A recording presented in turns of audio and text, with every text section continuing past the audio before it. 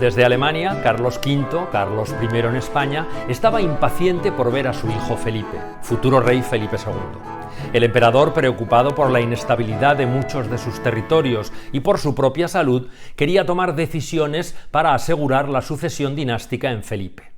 El nuevo escenario europeo que habían dejado las muertes de Enrique VIII en Inglaterra, Francisco I en Francia, el gran enemigo del emperador, e incluso la muerte de Lutero, precisaba que Felipe estuviera preparado cuando heredase la corona. En 1548, el emperador envió al duque de Alba a España con la misión de reformar el ceremonial de la corte española y de traer a su presencia al príncipe Felipe. Carlos V era consciente de la pobreza del ritual de la realeza española y dio orden de introducir el de la corte de Borgoña.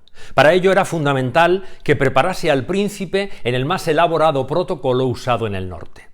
Ejemplos de esos cambios que no gustaron nada a la nobleza castellana son el ritual de presentación de los manjares durante las comidas y el exceso de sus platos, o el aumento de los miembros de la casa del príncipe que doblaron su número, y eso sin contar a los miembros de su guardia.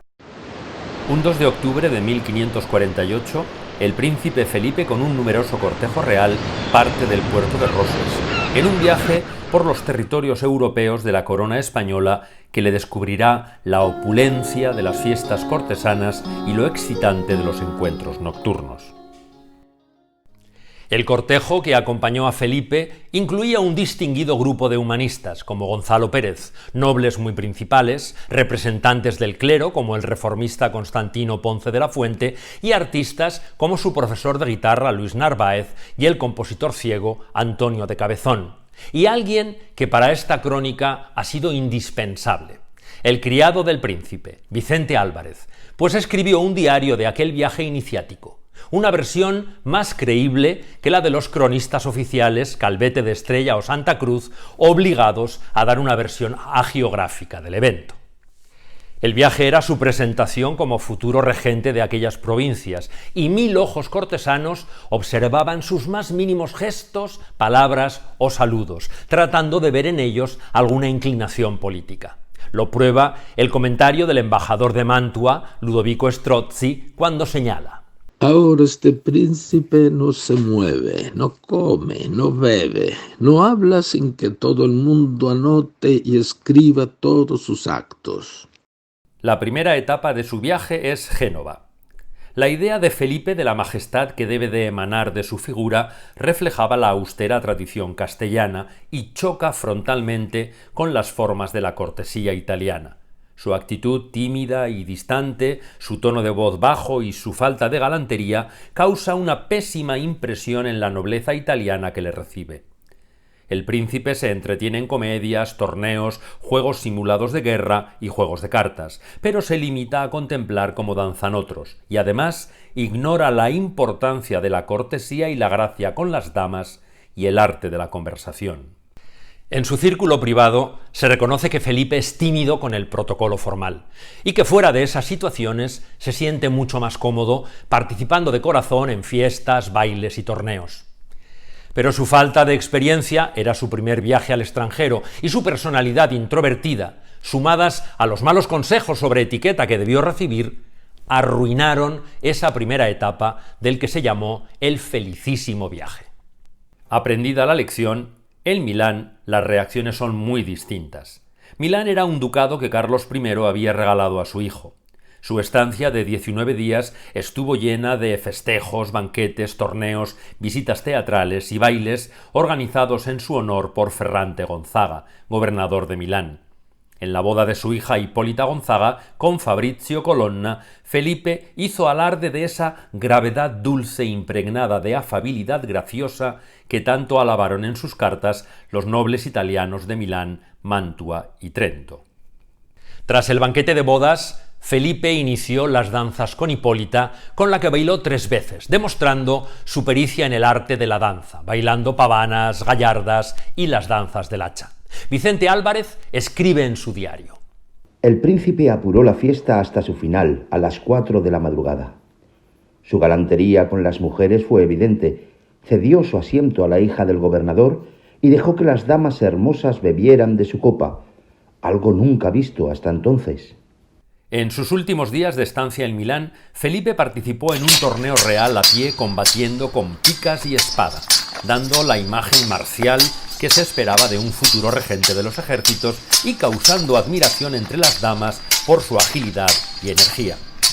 Una vez acabado el torneo, cenó y se dirigió a un sarao con máscaras donde de nuevo hizo gala de su galantería. Vicente Álvarez anotó en su diario: danzó Su Alteza con la hija y nuera de don Fernando y con otras damas con mucho regocijo, mostrando a todos su buena gracia, de que en aquella ciudad quedaron muy contentos y desengañados de la información que tenían, que era Su Alteza demasiado grave y desconversable. Como príncipe humanista, Felipe dio muestras de su gusto por el arte y días después citó en Milán a Tiziano y le encargó algunos retratos. Esta cita se repetiría más adelante en Augsburgo, donde pidió a Tiziano una serie de pinturas de tema mitológico conocidas como poesías e inspiradas en las Metamorfosis de Ovidio. Tiziano aprovechó su viaje para terminar el retrato de Felipe, que sería su favorito. La siguiente etapa de su viaje le llevó a Alemania, donde Felipe exhibió su excelencia al bailar una gallarda. En Trento se repitieron los festejos. Tras uno de los banquetes que Vicente Álvarez describe como muy alemán porque se bebió mucho, hubo baile, y en esta ocasión es Calvete de Estrella quien describe los afanes de Felipe por agradar. El primero que salió fue Su Alteza, que sacó a danzar a una italiana, la más hermosa que allí estaba. Y después de Su Alteza danzaron muchos, y luego se comenzó otra danza, a la alemana, en que danzaban muchos juntos, y a ratos se abrazaban la dama y el galán, y otras veces se daban vueltas, a donde el príncipe no anduvo tan desenvuelto como el cardenal de Augsburgo y el de Trento, que danzaron y bailaron con sendas damas. Esta danza a la alemana puede muy bien ser la alemanda Cecilia, en la que después del tradicional paseo con los dobles de alemanda, las reverencias y el intercambio de sitios, las parejas se abrazan durante algunos breves compases de la música. Estos compases se van alargando en cada vuelta, de modo que el abrazo va durando cada vez más a lo largo de la danza. Se sospecha que algunos nobles sobornaban a los músicos para que este momento durara lo más posible. No tengo pruebas que lo confirmen. Aunque Felipe no conocía la forma de danzar a la alemana, se valoró su esfuerzo por estar a la altura. En Múnich, el duque Alberto de Baviera organizó una cacería seguida de un picnic y por la noche una suntuosa cena amenizada con música dulce y damas. Felipe, relajado y sociable, como si entendiera el idioma, encantó a todo el mundo. Esta pauta de cortesanía se mantuvo en todas las ciudades del Sacro Imperio Germánico y en los Países Bajos, aunque no siempre consiguió la esperada naturalidad al beber y al bailar, pues según sus interlocutores parecía algo forzado. María de Hungría, tía de Felipe, le recibe por fin en Bruselas para acompañarle a saludar a su padre, al que hacía 6 años que no veía. Como el objetivo político de este viaje no es el objetivo de esta crónica, nos saltaremos los 3 meses y medio del trascendental encuentro entre el emperador y el futuro rey Felipe II. Debido a la mala salud de su padre, permaneció ese tiempo en Bruselas. Fue en el Castillo de Bange donde se celebraron las fiestas más fastuosas auspiciadas por su tía María de Hungría. Se repitieron las celebraciones con banquetes, danzas, elegantes bailes de máscaras, cacerías y torneos. Allí conoció a todos los jóvenes que años más tarde jugarían un papel clave en su política. Participó en torneos hombro con Guillermo de Orange, con quien también compartía la pasión por la literatura de caballerías, sin imaginar que años más tarde invadiría los Países Bajos. Y disfrutó flirteando con las damas. El interés de Felipe por las mujeres llamó la atención del embajador francés, sobre todo el demostrado por la hermosa y joven duquesa de Lorena y las frecuentes cortesías y besos que le dedicaba. Este interés por el sexo femenino se despierta en su adolescencia. Cuando el emperador lo nombra en 1543 regente de España con solo 16 años y empiezan a buscarle esposa, Carlos V encarga encarecidamente a su tutor, Juan de Zúñiga, que le aconseje evitar lo más posible el contacto carnal, dándole instrucciones en los siguientes términos. Una vez casado debe moderar sus placeres, porque además de ser dañino para el desarrollo y la fuerza del cuerpo, a menudo afecta la capacidad de tener hijos y puede matar, como sucedió con el príncipe Juan, por quien yo heredé estos reinos. Pero aparte de la lógica urgencia de la juventud, de su comportamiento posterior no se deduce la lascivia incontrolada que le achacaron sus enemigos. Tras enterrar a 3 esposas, incluso veía el matrimonio como una desagradable tarea política más. Su estancia en Bruselas no solo estuvo dedicada al placer. Tenía reuniones diarias con el emperador de 2 o 3 horas y en julio partieron ambos para que Felipe conociera aquellas provincias. Finalizada esa gira, volvieron a Bruselas, donde disfrutaron del carnaval y de un torneo con el tema del dios del amor, donde se ponía en juego la vida de Cupido según superaran las pruebas, los caballeros que pretendían su muerte o los guardianes que lo defendían. Murió el dios del amor y fue llevado en un ataúd ante la reina de Hungría y su hermana reina de Francia. Después del requiem, los músicos comenzaron a tocar provocando la resurrección de amor, lo que todos celebraron danzando. La última noche de su estancia en Bruselas, la fiesta duró toda la noche. Vicente Álvarez relata en su diario: Aquella noche Su Alteza no se fue a la cama. Permaneció en la plaza principal, conversando con las damas sentadas junto a sus ventanas. Unos pocos caballeros, jóvenes algunos e incluso algún viejo, le acompañaron. La conversación versó sobre el amor, se narraron historias, hubo lágrimas, suspiros, risas, chanzas, hubo danzas a la luz de la luna, al compás de orquestas que tocaron toda la noche.